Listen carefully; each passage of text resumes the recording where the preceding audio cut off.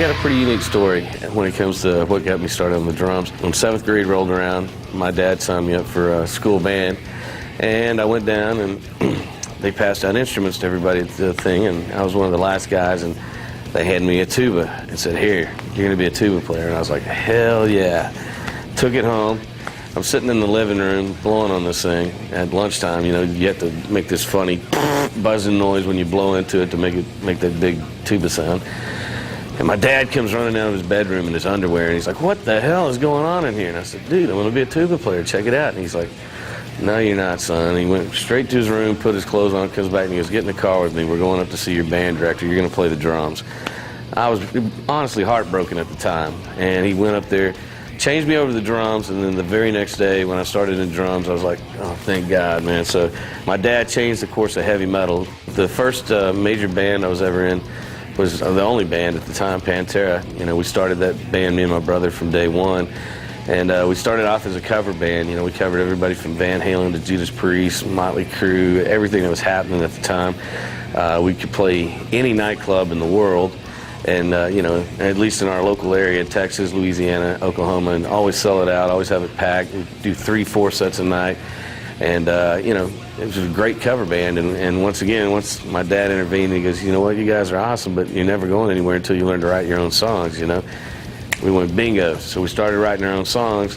And instead of making demo tapes, we would record them, and we started off very early putting out records. And our first record was Metal Magic, 1983. After being turned down by every label on the face of the earth 22 times, I guess Mother Nature intervened and helped us get a record deal. Back in '89, when they had that Hurricane Hugo that hit North Carolina, there was an A&R guy from Atco Records, and he got stuck in Dallas, and so he called the head guy, Derek Schulman, who signed Bon Jovi, signed Cinderella. I mean, this guy is just one of the biggest in the industry, and said, "Hey, I'm stuck in Texas. What should I do?" And he goes, "Well, there's this band named Pantera that's been sending me records over the years, and they're pretty good. Why don't you go see how they are live, you know?" So the guy calls me up on the phone, had this real deep voice, says, "Mark Ross addict." And I'm like, "Yeah, another jack off from a record company, you know." He goes, "I need to come see you guys play, whether it's at a warehouse or whatever." And I said, "Well, we just happen to be playing a Mexican disco tonight, man. And it's the little girl's birthday, and it's at a Mexican disco. And if you'd like to come, cool. And if you don't, cool." Because we just had it with these dudes up to our eyeballs, you know. And so, trying to make a long story short, he shows up, you know, and we're at this little disco, and we're ready to go on. And I just tell the dude straight up, I said, "You know, we're here to kick some ass, we're serious," you know. And so we get up on stage, we just play our asses off, we're going as hard as we can. About 5 songs into it, we see him go out the door, and everybody turns around and looks at me. "Hey, he left, man, this party." We start slamming beers, sliding all over the stage, throwing birthday cake at each other, and all of a sudden, about 4 or 5 songs later, "Hey, he's back, man, he came back in, he's back. Oh, no, let's get serious again," you know. So we finished the set. And before I could even get it all the way away from behind the drums, the dude comes walking up to me and he grabs me, and I said, "What, dude?" And he goes, "Dude, that was absolutely the best live band I've ever seen in my life." I said, "Really?" I said, "Well, why'd you leave?" He goes, "I went out to the car to call Derek and tell him we're signing you guys." I'm like, bam! So that's how we got our major label deal, and the rest was history with Pantera, because we knew, you know, after all those years, 7 years in nightclubs, that we had the goods. We just needed to get to the, you know, the masses, and we did. And then, you know, after 14 good years of that, some other people in the band decided that, you know, the band wasn't important to them anymore, and kind of left me and Dime out in the cold. So we decided to form Damage Plan, and that was something that was a new adventure for us. It was a lot of fun. It was fun playing music again, because after being in Pantera for so long, you know, it became a grind, you know, especially with the personalities that were, you know, conflicting and things like that. So that was a fresh thing. It was a lot of fun. And of course, everybody knows how that ended. It was very tough for me to, you know, figure out what was for me next, you know. So I decided to form my own label, Big Vin Records, and put out Rebel Meets Rebel, which was really cool.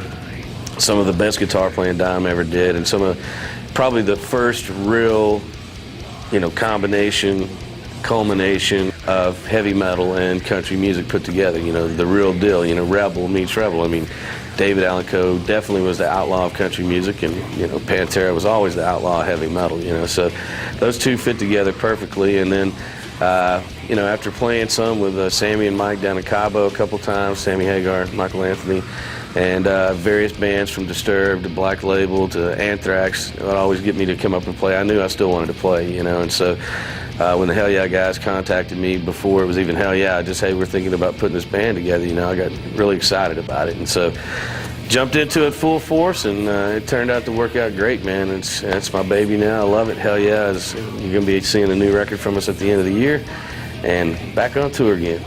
I remember seeing Alex Van Halen. He was a huge influence on me, and he always used 2 bass drums pushed together. And so started off with that, and then the 14 by 14, 15 by 15, 18 by 18. It used to be 16 by 16, and then an 18 by 18, but like I was telling these guys, it's way too hard to reach around there, and you can't hit it, and it just is a big mess. So 1 floor tom, kids, is all you really need. I know somebody might try to say 2 because they'll make a little bit more money off of it, but 1 is all you really need. I got to be honest. Anyways, and I really like the sound of them because with that extra depth, it gives them a little bit more attack and a little bit more decay on the bottom end, you know. And people always recognize the hat, the beard, the face, the look, you know. So I immediately went, man, if we had that dragon on a drum, did it just like the hat, it'd be amazing. And we did that, and then we took it to another level with these guys coming up with the pearl inlay, which is amazing. I mean, that just pushed the whole thing over the top, and there's not another custom snare drum out there like it. It's, you know, 8-inch maple all the way through. It's got the satin rims on it, which is really, really cool. And it's just a great sounding drum. You know, you can really crank it up and get that snap that you need, and if you want to tune it down and have a little bit more balls, well, it's nice and deep, and it'll give you those too.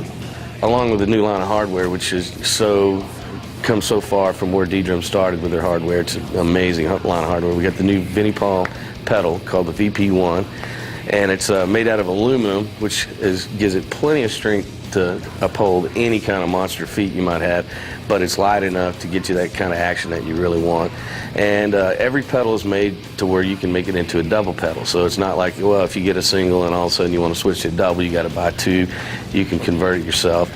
They play great. That's all I can tell you, man. I sit down, the first set that we tried out, actually used in the demo video, I didn't even adjust them. I mean, I took them out of the box, put them on, and just said, let's see how they play, you know. And I was like, and I had my usual ones that I'd been using prior to that sitting there ready to put on the kit, and I was just like, shit, man, these are great. You know, nice and light, they play good, solid, awesome.